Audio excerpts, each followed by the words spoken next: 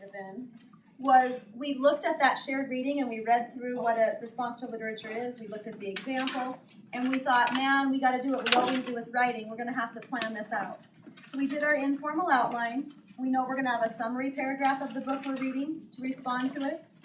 We're going to talk about the author's message, and you told me that was moral, lesson, theme. Connections. Probably we thought text to self and text to world. You could talk about text to text, but you would have to assume that the reader has knowledge of that other book. So these would probably be the better of the two.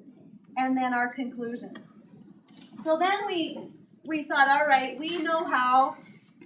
We got as far as summary, and we thought, okay, we've been doing a one-sentence summary in our reading groups, just talking at the end of a read aloud, or in your own books when you're journaling, you've been given a one-sentence summary. And we've used the IVF to do that. But this response to literature is going to talk, we need a paragraph.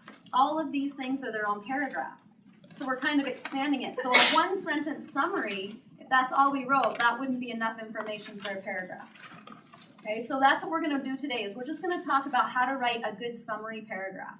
And that will then be part of our response to literature. So the first thing I want you to do before you even get started is I want you to review what IVF stands for. And I want you to turn to your partner and I want you to come up with our keywords for all three of those letters. Go. Okay, back on 3, 2, 1.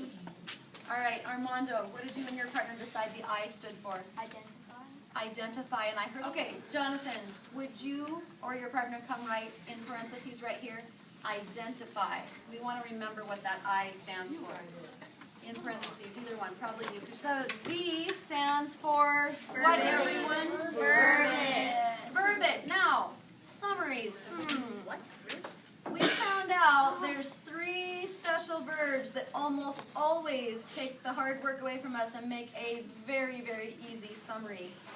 If you can remember those 3 verbs and the acronym we use to remember them, turn and tell your partner it's verb it. Max, you want to write that? Verb it sounds like they're the verbs that guarantee us a good summary. They're not the only ones, remember, but we know they work for a summary. Quintrell, what's one of them? Tells. Tells. Another one, please, Miranda. Explain. Explains.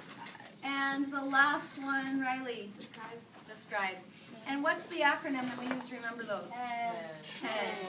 It stands for what, Quintrell? Finish. Finish. Would you come up and write that, Finish your please? thought.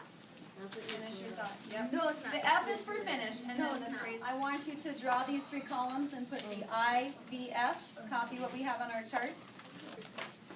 When you have that down, I want you to identify the book. We are going to include the title and the author, as always.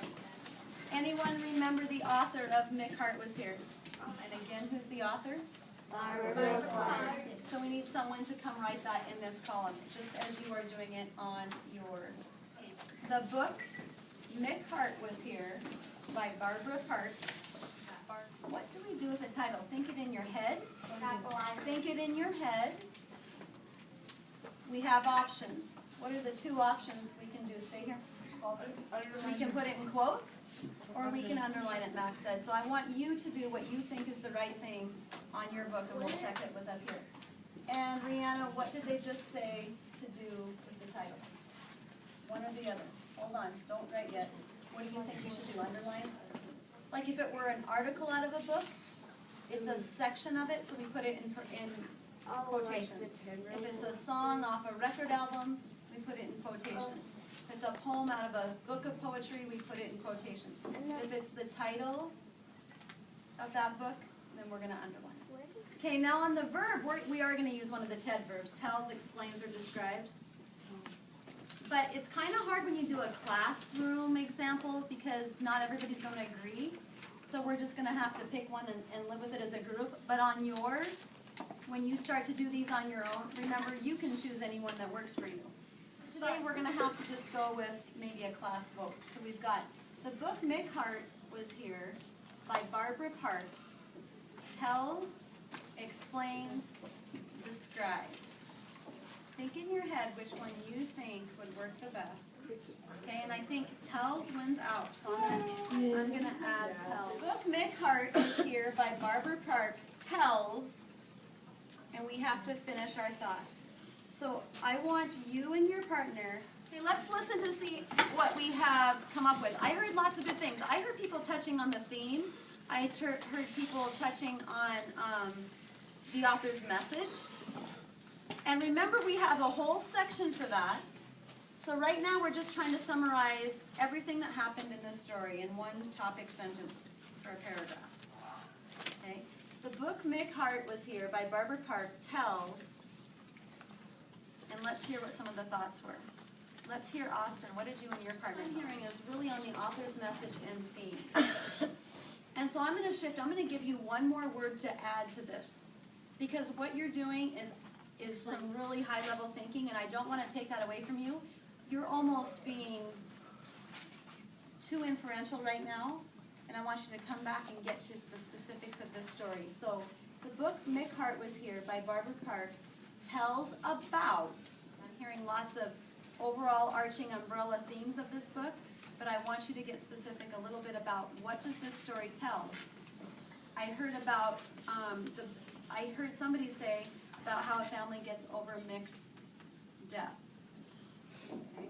And that was probably the closest thing that I've heard to a good summary topic sentence, because it specifically talks about Mick and what the whole book is about.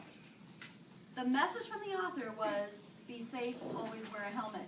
But what is this story? If we had to summarize what this story is all about, all the events in this story, what would we say? The book Mick Hart was here by Barbara Park tells about Mick's family getting over his death. Okay, somebody else want to add something? Okay, Max, you want to add? The book Mick Hart. The book Mick Hart was here by Barbara Park tells about a boy who died in a bicycle accident, and how his family, and then we can finish that lots of ways. Get it, when we're doing a summary paragraph. The topic sentence is the most important part, because it lays out exactly what we're going to do in our paragraph. And we know that from our other writing. So now that we chunked it out and we got a good one, we want to write that like a sentence so that we don't have to go back and do that part again. So right underneath, where you chunked it out, identified it, verbed it, finished your thought, will you please, it's going to be the first sentence in a paragraph, so you're going to want to indent, and will you write that like a regular old perfect sentence now?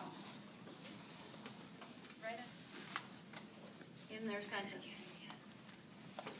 And it's kind of difficult. It's one of those things that probably is a 6th grade deal, and it's called an appositive in a sentence. And what happens is you like say something, and then you give a little more information about it, and you have to separate that little more information with a comma. So somewhere in the identify, we need a comma.